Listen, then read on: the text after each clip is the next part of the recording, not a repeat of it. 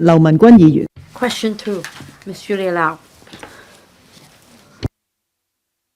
In early 2013, the government announced the development of 5 pilot community green stations in different parts of the territory, which were officially named Green at Community in mid-2014 to promote environmental green education to enhance collection network of recyclables. Currently, there are 12 recycling stations, 82 recycling stores, and around 600 recycling spots, as well as over 100 sets of smart recycling bins across the territory.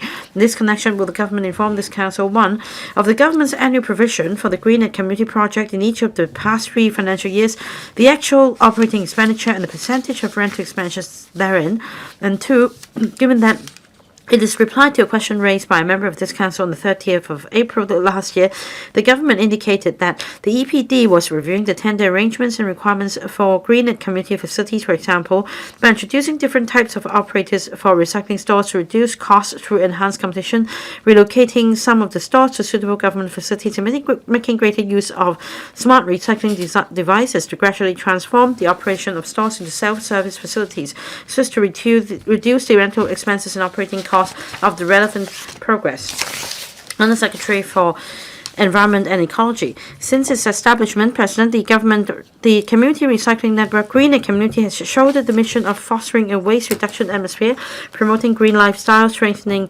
environmental education. It is dedicated to cultivating public awareness of environmental protection and encouraging sustainable lifestyle to take root.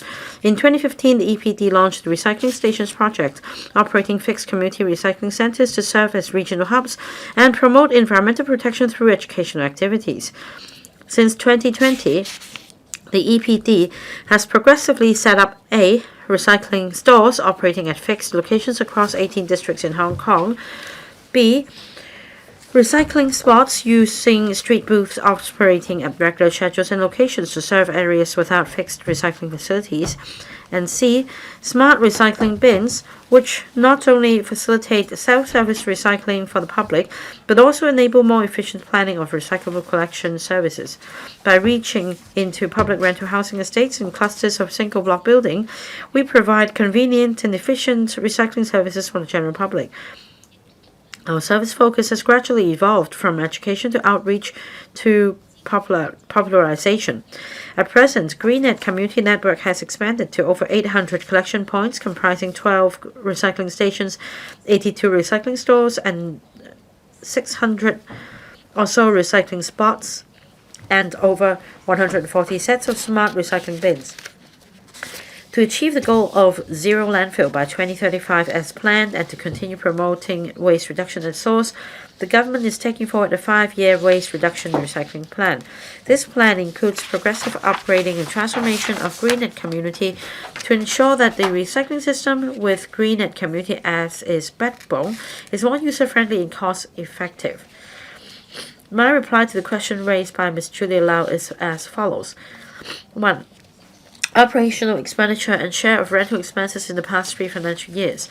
The operation of green and community facilities is funded by the government, involving various expenses, including the procurement and installation of recycling equipment, maintenance, repair, collection and transport of recyclables, incentives such as gifts and green dollar points to encourage public participation in recycling, and educational and promotional activities.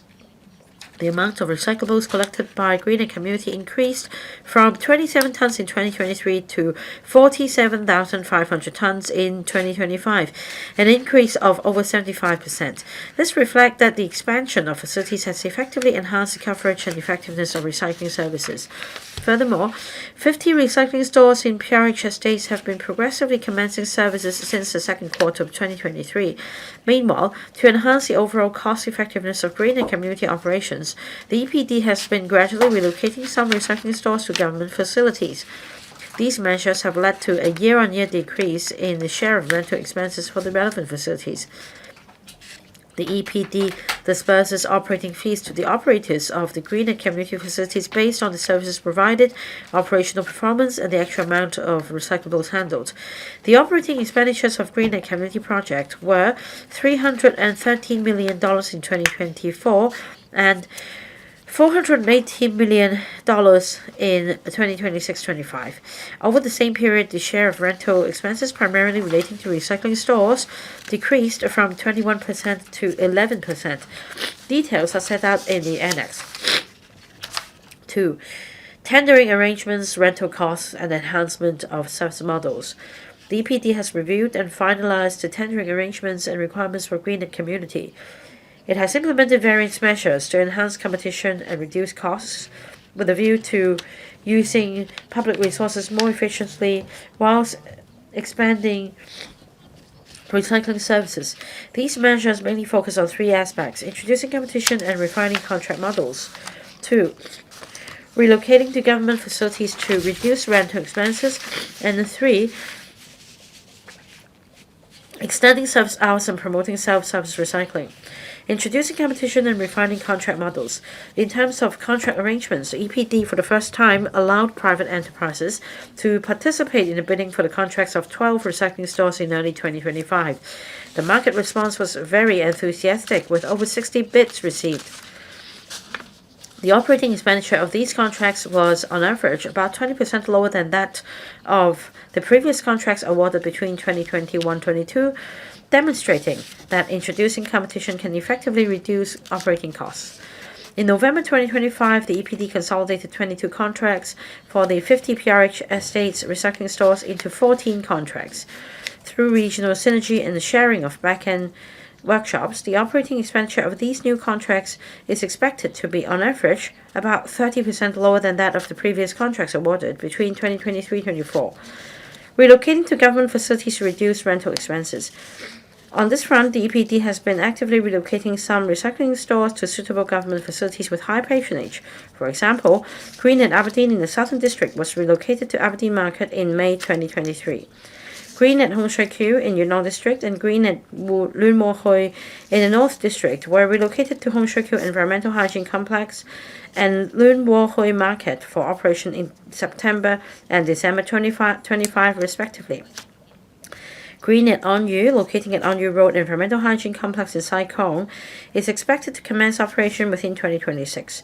It will also provide a storage space for recycling stores nearby, thereby reducing the need to rent additional workshops. Extending service hours and promoting self-service recycling. In terms of service models, the daily service hours of all recycling stores have been extended from 10 hours to 13 hours. The extended service hours make it more convenient for working citizens to participate in recycling. In addition, self-service time slots have been introduced to reduce manpower requirements and enhance operational efficiency. 5-year waste reduction and recycling plan, district-based consolidation and smart transformation. With the continued expansion of recycling facilities and investment of resources, recycling services need to move towards smart and systematic upgrading. To this end, the government has launched a 5-year waste reduction and recycling plan in this financial year. This includes the phased conversion of all 82 recycling stores into 24-hour self-service smart recycling facilities. The first 24-hour self-service smart recycling store is expected to commence operation in the third quarter of 2026 to test the operation workflow, collect operational data, and gain experience. The smart transformation of the remaining recycling stores is expected to be progressively completed within 2027.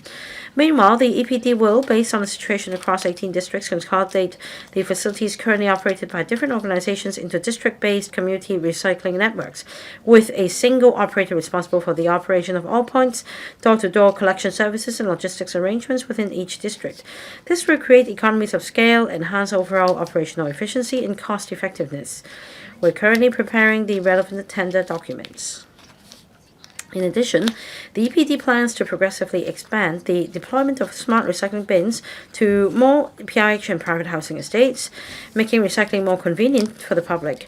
We'll also leverage information technology and big data analytics to develop a more efficient smart recycling logistics system, optimizing operations and logistics processes, further reducing costs and establishing a more efficient community recycling network for Hong Kong. Thank you, President. Ms. Julia Lau. My question is this. In terms of expansion of the Green and Community Network, after COVID, the volume of recyclables collected have been on the rise.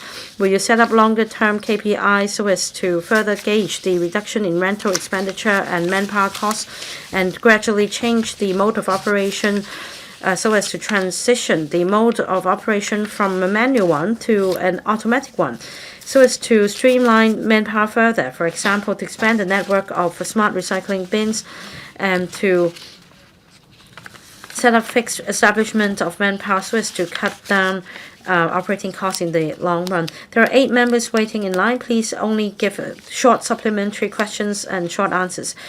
In the 5-year waste reduction plan, we are going to do what the member has suggested. We're going to prepare for the renewal of contracts and have regard to the coverage of the recycling network, the projected population, the density, as well as synergy in terms of logistics management.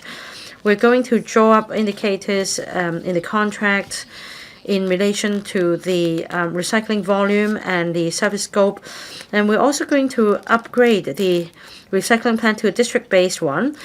We are going to consolidate the green at community facilities operated by different operators to an automatic smart self-service recycling store.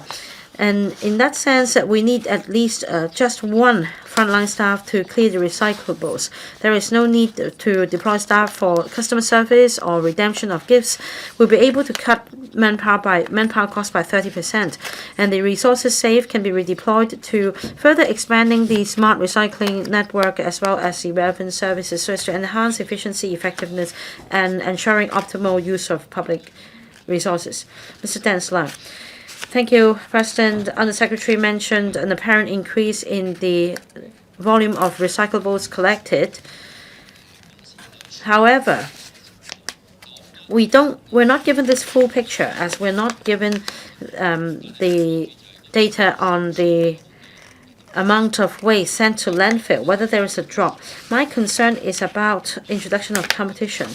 How do you make sure that for the recyclables collected at the green and community facilities, they will not be sent to landfill eventually, and that they will be put to recycling work? Undersecretary, President, in fact, we have provided waste reduction volume before, and these figures are collected on the basis of, say, waste sent to landfill as well as recyclables collected. And as mentioned, we managed to reverse the trend of increase in waste production. In fact, from 2021 on average, we collected 11,358 tons of waste, and as of last year, the figure has dropped by 9.1%, down to 10,326 tons. Now, I just cited the recyclable figures. I'm not going to repeat them. As for introduction of competition, I want to emphasize that we have expanded the green and community network, and we've also changed the mode of operation to a regional one. And as I mentioned, we are going to introduce competition, and that is also true for the 5-year waste reduction plan, so that we can deliver public services better, and that there be more reasonable use of public money. Now, the member has asked about data in relation to waste at landfills. Yes, I'll provide these figures after the meeting. Ms. Ginny Mann. The administration just explained that there are a lot of collection points under the Green at Community Network, but according to the community, there are views that despite their intention to support the recycling plan, some of these spots and stores are too far away from home. Will the administration consider, in the NDAs in particular, reserving more sites for the setting up of stores and spots for Green at Community? Undersecretary, in fact, it's mentioned in the main reply. In the 5-year waste reduction plan, we are going to expand the recycling facilities. Now, for new development areas, take public markets as an example. And I'm grateful for the Finance Committee for their support. For example, for the Kutu North Market, This is a new market. And this market comes with green and community facilities. We will closely monitor the projects coming on stream in NDAs, and when appropriate, we will add more green and community facilities in a timely manner. Mr. Andrew Lam. I'm looking at the figures in the main reply. In 2023, this figure stood at 11,061 tons. And then there was a drop to some 10,000 tons in 2025. Still, it's costly. Is there any way to further compress cost? As you mentioned in the main reply, this is a situation. But in terms of value creation, that is to make waste become something more valuable, will the administration adopt a more innovative way so as to generate greater value for the recyclables collected? Well, we mentioned the 5-year waste reduction and recycling plan in the main reply. Through introducing measures, we want to reduce costs and enhance cost effectiveness. Now, I'm not going to repeat in detail these specific measures. The goal is to cultivate this habit of recycling in the community through expansion of recycling facilities. We want to turn waste into something more valuable to support the recycling economy. We want to go digital in terms of waste management, and we want to go smart as well. Through the 5-year plan, we strive to achieve these objectives. Mr. Chan Siu-Hong. Thank you, President. The Undersecretary mentioned in the main reply that the administration has made a lot of efforts in handling municipal solid waste and taking forward recycling. We are seeing results. The Undersecretary just now said that through introducing measures, they will further lower the cost of collecting recyclables per ton. It will take time. In terms of the smart recycling bins, these devices work round the clock and in all weathers. But some elderly residents are quite reluctant to use the bins because if you need to use the mobile phones to tap the machine, then they are reluctant.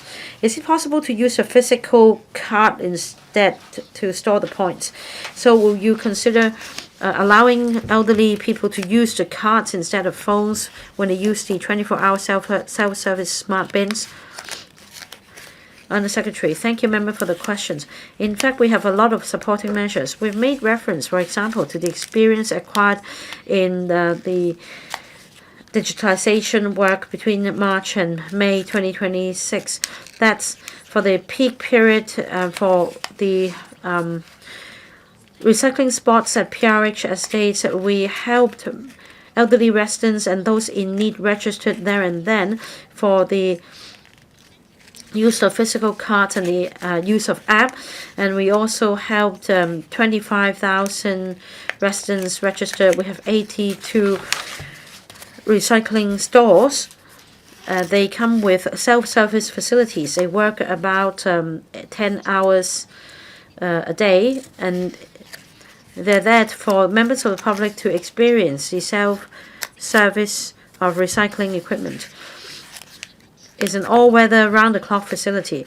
In the initial period, we also deploy staff as ambassadors to help members in need, especially the elderly people, learn how the facilities should be used. They demonstrate the process and they also answer inquiries. They also help with the waste collection aspect. And in light of the actual operation and feedback from the community, we also make adjustments to manpower deployment. We want to make sure that for people of different ages and digital literacy, they'll be able to continue to use the service. Mr. Webster, the Audit Commission in 2020